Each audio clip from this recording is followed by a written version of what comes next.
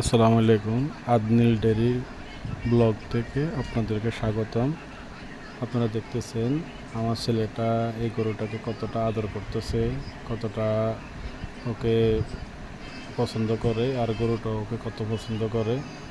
আসলে আমাদের নিজেদের জীবিকার জন্য আমরা গরুটাকে আজকে বিক্রি করে দিতে হচ্ছে। আমাদের কিছু টাকার প্রয়োজন ছিল, সেজন্য আমারও অনেক কষ্ট লাগতেছে, অনেক খারাপ লাগতেছে। সেজন্য কিছু করার নাই, ওকে আমি কথা দিয়েছি ওরে আরেকটা গরু এইভাবে বড় দেখে কিনে দেব। এই গরুটা আমরা বিক্রি করে দিচ্ছি।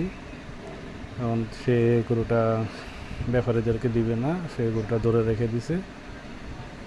অনেক কান্নাকাটি করতেছে, ওকে সবাই সান্ত্বনা দিতেছে, তারপরে ও শুনতেছে না, ও গরুটা দিবে না।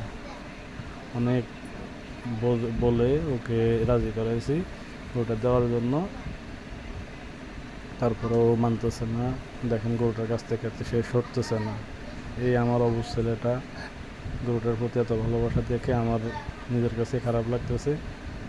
পরে আমি ব্যাপারীদেরকে অনেক রিকোয়েস্ট করলাম যে ভাই গরুটা দিয়ে দেন, কিন্তু ওনাদের কাছ থেকে আমরা বায়না নিয়ে নিয়েছি। ওনাদেরকে আর ওনারাও বায়না ফেরত নেবে না।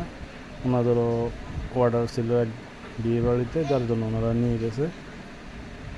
আমারও খারাপ লাগতেছে ওর জন্য। আপনারা সবাই আমার ছেলের জন্য দোয়া করবেন এবং